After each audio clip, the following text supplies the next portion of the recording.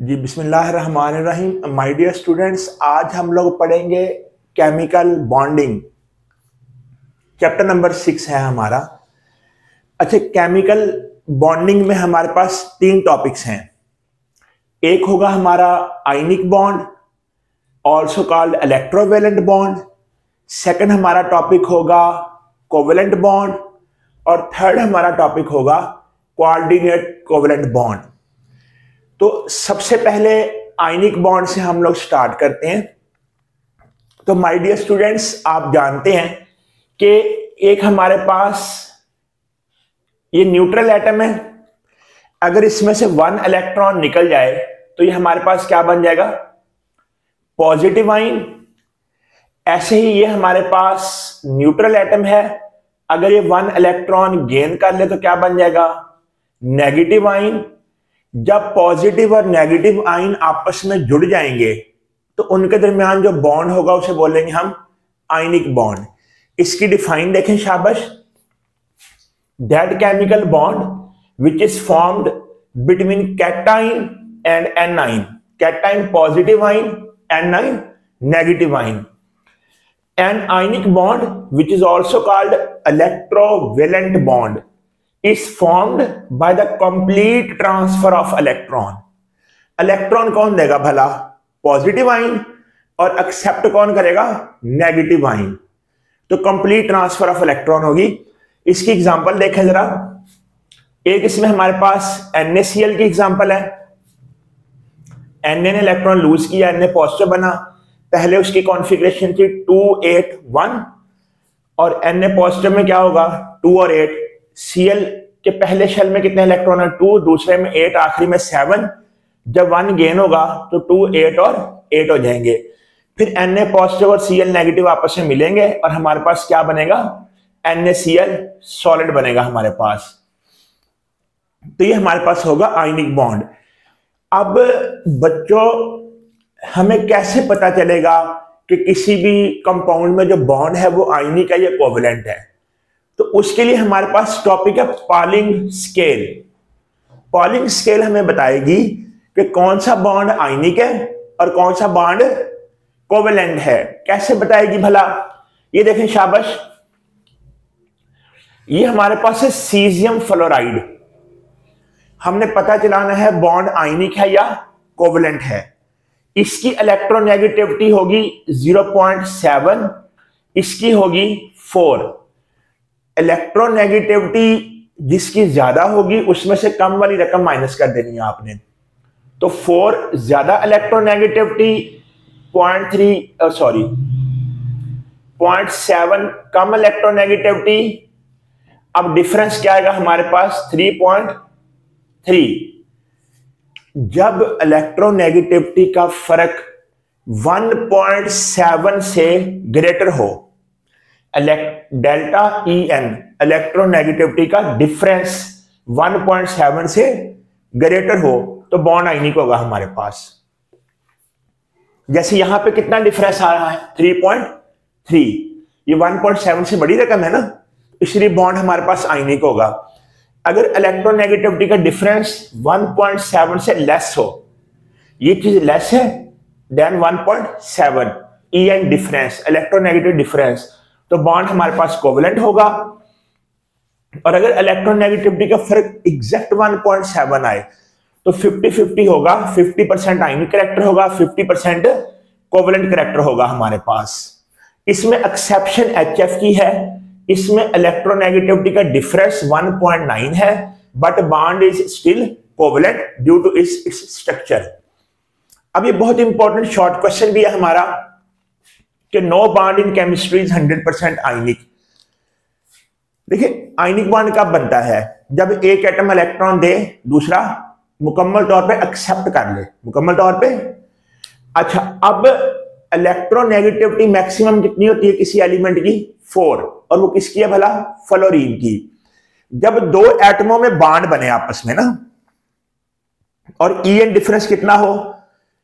4 हो, मैक्सिमम हो, तो फिर बॉन्ड 100% आयनिक होगा। ऐसा प्रैक्टिकली पॉसिबल नहीं है। दुनिया में सबसे कम इलेक्ट्रोनेगेटिविटी किसकी है भला?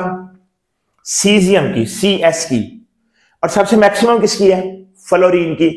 तो दुनिया में जो CS और F का बॉन्ड है ना, उसमें भी इलेक्ट्रोनेगेटिविटी का हिसाब लगाएं, सीजियम की 0.7, फ्लोरीन की 4, डिफरेंस कितना आएगा? 3.3। इस वर्ल्ड में मैक्सिमम आयनिक करैक्टर 100% नहीं है, बल्कि कितना है भाई? 3.3 डिफरेंस आ रहा है, और आयनिक करैक्टर 92% है। तो अगर हमें ये शॉर्ट में आ जाए तो ionic bond is formed by the complete transfer of electron for 100% ionic character EN difference must be equal to 4 maximum. It is impossible. Maximum ionic character is in CSF which is 92%। नीचे calculation भी है। उसके बाद ionic bond किन किन एटमों के दरमियान बनेगा? एक होती है मेटल, जैसे अल्कली मेटल्स और अल्कलाइन अर्थ मेटल्स। एक होती है नॉन मेटल्स।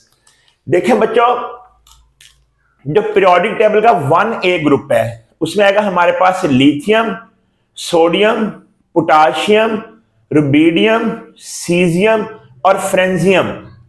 ये बाआसानी इलेक्ट्रॉन लूज कर सकते हैं। बाआसानी इलेक्ट्रॉन लूज, इनकी इलेक्ट्रोनेगेटिविटी इनकी आयोनाइजेशन एनर्जी कम होती है। और ये जो हैं हैलोजेंस जो हैं 7A ग्रुप, इसमें आएगा हमारे पास फ्लोरीन, क्लोरीन, ब्रोमीन, आयोडीन। जब ये इलेक्ट्रॉन गेन करेंगे तो मैक्सिमम एनर्जी रिलीज करेंगे, यानी इनकी इलेक्ट्रॉन अफिनिटी ज्यादा होती है, एनर्जी रिलीज ज्यादा होती है। जब एनर्जी रिलीज ज्यादा होगी तो नेगेटिव आयन स्टेबल होगा। तो आयनिक बॉन्ड किस किस के दरमियान बनेगा? जिनकी लो आयोनाइजेशन एनर्जी हो, लाइक अल्कली मेटल्स, और जिनकी हाई इलेक्ट्रॉन अफिनिटी हो, लाइक हैलोजेंस और 17 ग्रुप एलिमेंट्स। फॉर एग्जांपल ये सीजियम फ्लोराइड है, इसमें ये अल्कली मेटल है, ये हैलोजन है। NaCl है ये भी। तो आयनिक character in NaCl is 72%, ionic character in caesium fluoride is 92% and it is maximum. उसके बाद बच्चों हमारा सेकंड टॉपिक है कोवेलेंट बॉन्ड केमिकल बॉन्डिंग में। तो कोवेलेंट बॉन्ड कैसे बनेगा? इलेक्ट्रॉन की म्यूचुअल शेयरिंग से बनेगा। इसकी एग्जांपल देखें आपके सामने, H2 मॉलिक्यूल है, CH4 मॉलिक्यूल है। अब कोवेलेंट बॉन्ड 2 किस्म का है, polar and non polar. Again ये देखें HCl में EN डिफरेंस कितना है भला? H की 2.1 है और Cl की 3.2 है। डिफरेंस कितना आया? 1.1। अगर डिफरेंस 0.5 के बराबर हो या उससे ज्यादा हो, 0.5 के बराबर हो या उससे, तो बॉन्ड क्या होगा? Polar covalent. अगर 0.5 से कम हो EN डिफरेंस, तो बॉन्ड क्या होगा? आयनिक होगा। हमारे पास नॉन पोलर कोवेलेंट होगा। क्या होगा? नॉन पोलर कोवेलेंट होगा। Thank you very much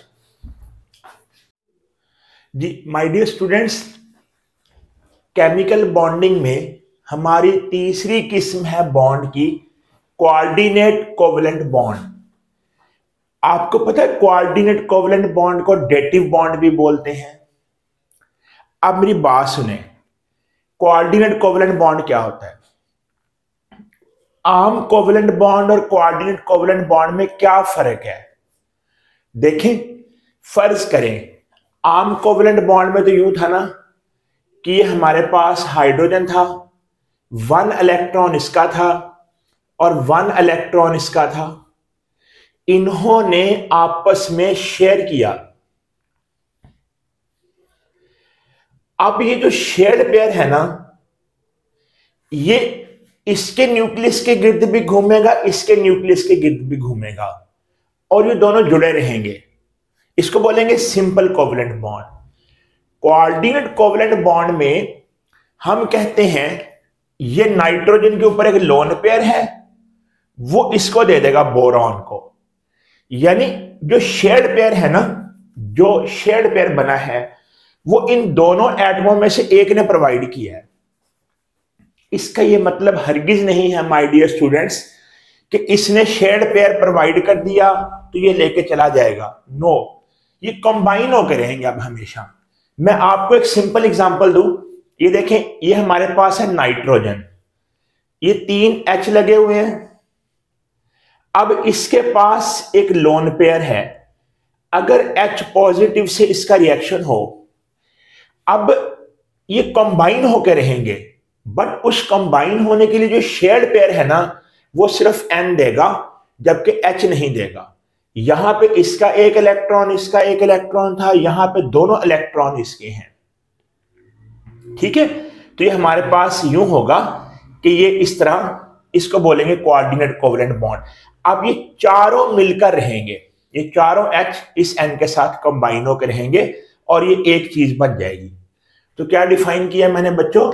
that bond in which shared pair is provided by one of the bonded atoms. दो एटम बॉन्ड हो रहे हैं, बाइंड हो रहे हैं, उनमें से एक शेयर्ड पेयर प्रोवाइड करेगा। जो एटम शेयर्ड पेयर प्रोवाइड करेगा ना, उसे बोलते हैं डोनर, उसको लीवस बेस भी बोलते हैं, क्योंकि वो पेयर दे रहा है ना, पेयर देने वाला बेस होता है। ये मैट्रिक में ही पढ़ा हुआ है। पेयर देने वाला क्योंकि न्यूक्लियस की जानब अट्रैक्ट हो रहा होता है, इलेक्ट्रॉन पेयर दे रहा है ना, नेगेटिव होता है पेयर, और न्यूक्लियस पे पॉजिटिव चार्ज होता है, तो पेयर देने वाला न्यूक्लियस लवर यानी न्यूक्लियोफाइल भी होता है। जबकि जो पेयर ले रहा होता है वो इलेक्ट्रॉन लवर है, जाहिर है। जैसे ये इलेक्ट्रॉन लवर है, ये बी जो है, क्योंकि बी के आखिरी शेल में 3 इलेक्ट्रॉन है ना, 3 शेयर हुए एफ के साथ, 6 हो गए, अभी ऑक्टेट कंप्लीट नहीं हुआ। ये पेयर एक्सेप्ट करेगा, बी जो है, पेयर बी क्या करेगा? एक्सेप्ट करेगा। इसको बोलेंगे एक्सेप्टर या लीवस एसिड या फिर इलेक्ट्रोफाइल यानी इलेक्ट्रॉन लवर। अच्छा, अब एक और बात, ये हमारे पास वाटर है, इसके ऑक्सीजन के ऊपर 2 लोन पेयर है, ये लोन पेयर H को देगा। इसके रिजल्ट में माय डियर स्टूडेंट्स, ये हमारे पास बनेगा H3O+। इसका नाम बड़ा इंपॉर्टेंट है, इसको बोलेंगे हाइड्रोनियम आइन।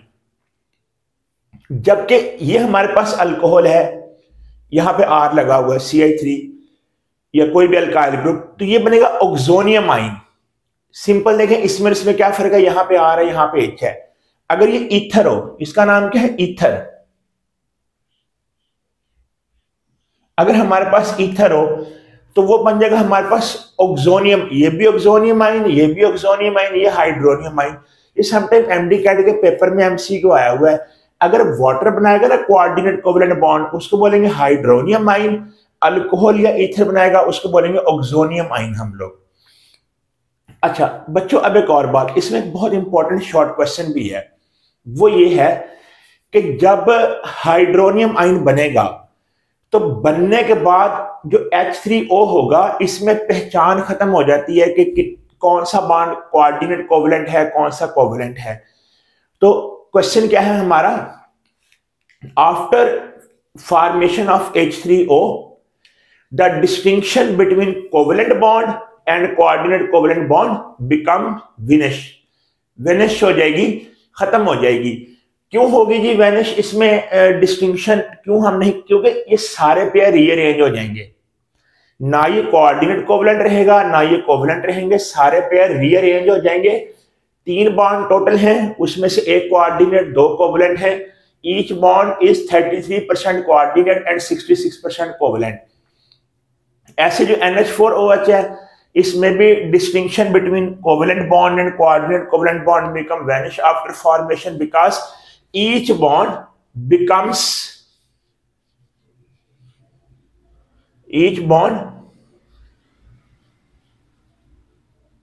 becomes 25% coordinate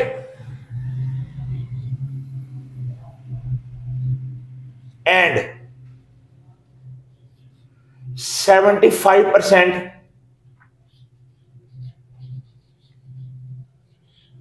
covalent. 75% कोवलेंट होगा और 25% कोऑर्डिनेट कोवलेंट बॉन्ड होगा।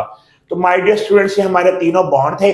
अब मैं आपसे एक एमसीक्यू पूछता हूँ। अच्छा, ऐसी NH4+ में भी कोऑर्डिनेशन होती है, PH4 फॉस्फोनियम आइन में भी कोऑर्डिनेट कोवलेंट बॉन्ड होता है, नाइट्रिक एसिड में भी कोऑर्डिनेट कोवलेंट बॉन्ड होता है, ऑक्सी एसिड्स जैसे कि हाइपोक्लोरस एसिड है, क्लोरस एसिड है, क्लोरिक एसिड है, परक्लोरिक एसिड है, उनमें भी कोऑर्डिनेट कोवलेंट बॉन्ड होते हैं।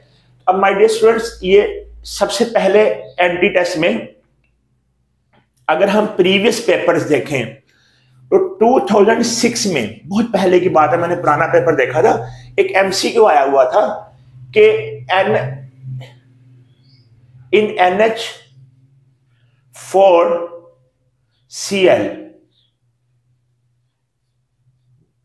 which bond is present? A option था हमारे पास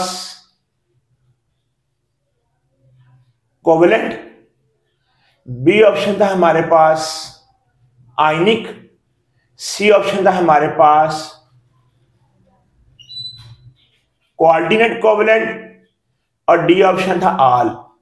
तो डेल्टा ऑप्शन आएगा हमारे पास। क्यों? अभी देखिए क्यों डेल्टा ऑप्शन आएगा भला। ये देखिए ये हमारे पास है एन और ये एच, ये कौन से बॉन्ड है बच्चों? कोवेलेंट। इसने लोन पेयर दिया, ये हुआ कोऑर्डिनेट कोवेलेंट, ये बना NH4 प्लस, ये Cl नेगेटिव, इन दोनों का आपस में आयनिक बॉन्ड है। तो NH4 और Cl का आयनिक, इसका कोऑर्डिनेट कोवेलेंट और इनका कोवेलेंट। तो माय डियर स्टूडेंट्स, ये हमारा केमिकल बॉन्ड्स तीन किस्म के हैं। सबसे पहले आप लोगों ने आयनिक बॉन्ड पढ़ा, आप लोगों ने पालिंग थ्योरी पढ़ी, आप लोगों ने उसमें पढ़ा no bond is 100% ionic in character. फिर कोवेलेंट बॉन्ड आपने पढ़ा पोलर और नॉन पोलर कोवेलेंट बॉन्ड में डिफरेंस, और फिर आपने पढ़ा कोऑर्डिनेट कोवेलेंट बॉन्ड। बहुत बहुत शुक्रिया।